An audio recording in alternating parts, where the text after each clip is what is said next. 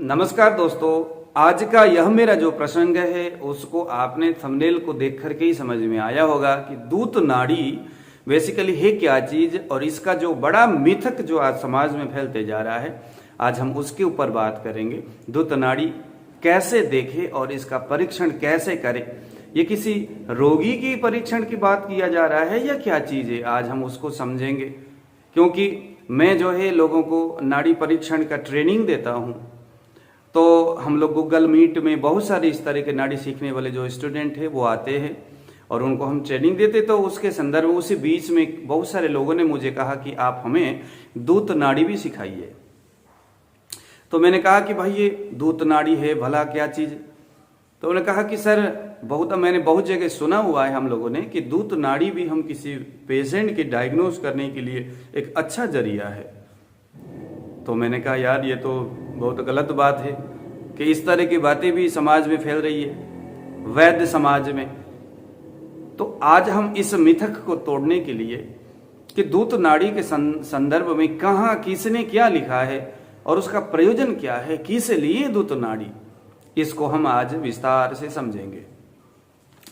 जब आप सारंगधर संहिता नाम के इस बुक को उठाएंगे तो 26वें पेज में दूत नाड़ी के संदर्भ में अच्छा व्याख्यान किया है।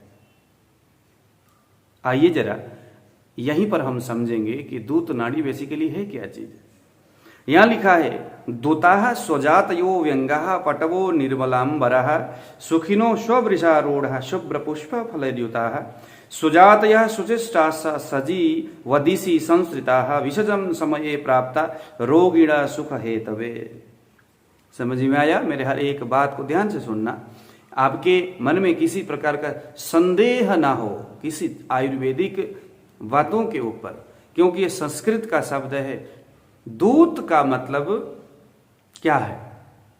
दूत का मतलब संदेश वाहक।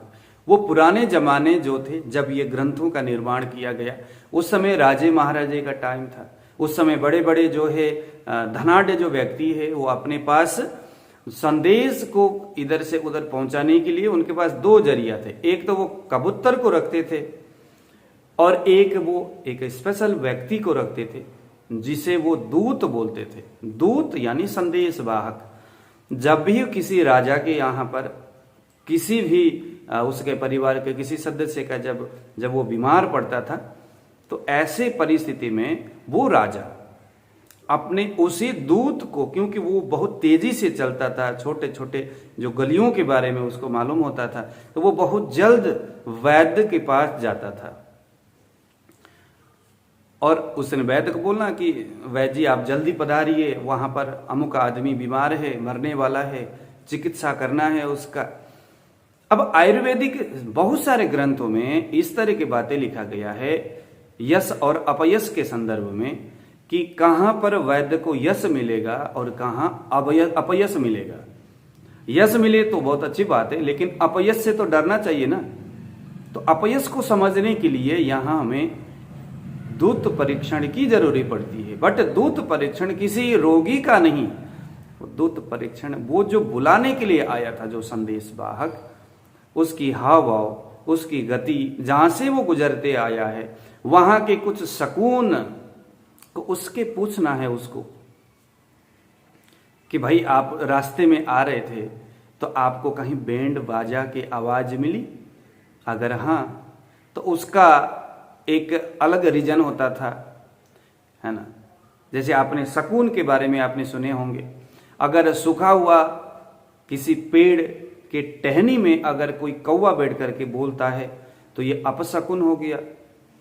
किसी हरे वृक्ष में बैठ करके अगर कौवा बोलता है तो ये शुभ शकुन हो गया। तो जब वो दूत जब आया वैद्य के पास तो पूछा गया कि जब आप आए तो क्या कहीं से कौवा का आवाज आपको समझ में आई? अगर वो बोलेगा हाँ जी, तो आपने देखा वो कौवा कहाँ बैठा था?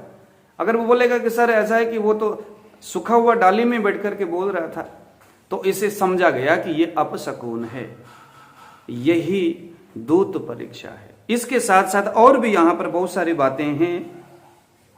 जैसे वो जो दूत जब बोलता है वैद्य को, तो नाक में हाथ रख के बोला, मुंह में हाथ रख के बोला, आंख में, या कान में या बाल में या इधर उधर कहाँ हाथ रख के बोला, उन सभी का रीजन है मुंह में हाथ रख के बोल रहा है। वो जो मुंह में हाथ रख के जो बोल रहा है उससे वो जो रोगी जिसके लिए ये दूत आया है अभी मेरे पास, मुंह में हाथ रख के बोल रहा है, इसका मतलब है कि उसमें कोई ज्यादा बड़ी समस्या नहीं है। कान में हाथ ऐसा करके बोल रहा है, इसका मतलब है कि जो रोगी है किसी बड़े कष्ट में घिरा हुआ है, तो ये मेरे लिए अपशकुन है। इसी तरह से और भी बहुत सारे, देखो यहाँ वैद्य वान या दूतस्य गच्छतो रोगिण कृते न शुभम सौम्य शकुनम प्रदीप्तम च सुखावहम। शकुन की बात कर रहे, वह शकुन सौम्य है या असौम्य है, शुभ है या अशुभ है। वैद्य को बुलाने के लिए जाते हुए दूतों को यदि रास्ते में भेरी मृदंग नाम का जो बाजा है, भेरी मृदंग कहाँ होता था, जैसे अगर कोई देव उपासना चल रहा है कहीं, है ना, कलश यात्रा हो रहा है ना, देव यात्रा हो रहा है, वहां जो भेरी और मृदंग जो बज रहा है, उस रास्ते से गुजरते हुए अगर वो दूत आया है तो यह शकुन जो है वो शुभ है। यानी कि वैद्य जाएगा, जो चिकित्सा करेगा तो उसे उसको यश मिलेगा। अब यहां आगे दिया गया, अग्नि रास्ते में आया, अगर वो किसी चिता को जलते हुए देखा तो यह अशुभ है। सरसों के तेल को देखा यह अशुभ है, यह अमंगलकारी है ना। इस तरह से ये मंगलकारी है या अमंगलकारी, किस तरह की चीजों को देखते हुए ये आया है। आगे भी बहुत सारे जो चीजें हैं रोगी के संदर्भ में, ये दूत परीक्षण का बस इतना ही प्रयोजन है कि वो जो अब आजकल तो कहाँ दूत होता है, मोबाइल का जमाना है, तो फोन कर रहा है, उतने में तो जैसे ही घंटी बजाया वैसे ही बात हो गई। तो ये जो दूत परीक्षण का जो प्रसंग है ना, वो जमाने में ठीक था जब एक बुलाने वाला आदमी कितने घंटे चल करके वैद्य के पास जाता, तो उस बीच में जो भी बातें उस दूत के सामने आया, उसने तेल देखा, घी देखा, अग्नि देखा, चिता को देखा, या कोई इस तरह के भेरी और मृदंग को बजते हुए देखा है, उनको वैद्य पूछेगा। पक्षी को देखा है, अब चाहे वो अगर कोयल को देखा, कोयल नाम का पक्षी, यह शुभ है। कौवा को देखा यह अशुभ है, गाय को देखा यह शुभ है, बकरी को देखा यह अशुभ। ऐसे ना बहुत सारे जानवर शुभ और अशुभता के हिसाब से रख करके, ताकि मैं चिकित्सा करने जाऊं और अशुभ सुकून को लेते हुए ये जो दूत आया है मेरे पास, इसका मतलब है कि वो आदमी बचने वाला नहीं है। नहीं है का मतलब जब ऐसी स्थिति में मैं जाऊंगा चिकित्सा करने के लिए, तो मुझे, क्योंकि मैं बचा तो नहीं पाऊंगा, तो अपयश मिलेगा। इसलिए मुझे अपयश मिलेगा। ये जो दूत परीक्षण जो है रोगी के लिए नहीं है, ये चिकित्सक के लिए है कि मुझे क्या मिलेगा। नाड़ी परीक्षण रोगी के लिए है, रोगी के शरीर में क्या है वो नाड़ी परीक्षण, मूत्र परीक्षण, जिह्वा परीक्षण। दूत परीक्षण चिकित्सक को क्या मिलेगा, यश या अपयश। इसलिए मिथक के ऊपर मत जाइए, पहले देखिए कि ग्रंथ में इसके संदर्भ में क्या लिखा गया है। अगर आपको आज के बाद कोई यह बोले कि भाई दूत परीक्षा हमें सीखना है या हमें सिखाइए या हम सिखाएंगे, तो यहां बस 2-3 बातें हैं। दूत परीक्षा का मतलब जो बुलाने के लिए गया वैद्य के पास, उसकी परीक्षण, न कि किसी रोगी के परीक्षण। तो दीजिए आज विदा। इसी तरह के विशेष जानकारी अगर आप चाहते हैं तो हमारा www.ayushyogi.com में जाइए। वहां अगर आपने चरक संहिता पढ़ना है तो उसका क्लास अभी चल रहा है रात के 8 से लेकर के 9 बजे। नाड़ी परीक्षण सीखना है आपने तो ये कम से कम 20 दिन का कोर्स है, ये चलेगा 5 से लेकर के 6 बजे। उस टाइम में हम कभी मर्म चिकित्सा, एक्यूप्रेशर थेरेपी, आयुर्वेद जो हमारे ग्रंथकार ने जो मर्म चिकित्सा के बारे में बताया, जैसे 108 प्रकार के मर्म बिंदु होते, हमारे मर्म संधि होते हैं, वहां कफ के, पित्त और वायु के प्रभाव से शरीर कष्ट से ग्रसित होता है।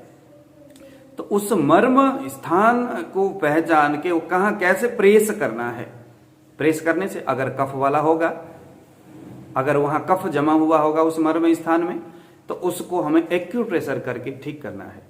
अगर पित्त जमा हुआ है तो तो वहां पर हमें रक्त मोक्षण करके उस दोष को निकाल के रोगी को बचाना है। अगर वहां पर वात है तो वहां अग्नि और अग्नि कर्म, विद्ध कर्म आदि करके उसको हमें संरक्षित करना है रोगी को। तो ये विधि हम स्टेप बाय स्टेप, कभी आपको एक्यूप्रेशर यानी कि मर्म चिकित्सा, कभी आपको अग्नि कर्म, कभी आपको अग्नि और दाह कर्म और लीच थेरेपी, ये सब कुछ आपको जो वहां सीखने को मिलेगा वो 5 से लेकर के 6 के बीच में। तो सब कुछ सीख लो। उस ayushyogi.com नामक वेबसाइट में हम आपको सिखाने के लिए तैयार है। वहां पर सिखाने वाले बहुत सारे हमारे यहाँ पर एक्सपर्ट है। कोई MBBS है, कोई BMS है, कोई MD है, कोई इसका एक्सपर्ट है। तो आपको वहां पर सब चीज सीखने को मिलेगा कुछ मिनिमम चार्ज के साथ। तो दीजिए आज विदा। नमस्कार, जय श्री राम।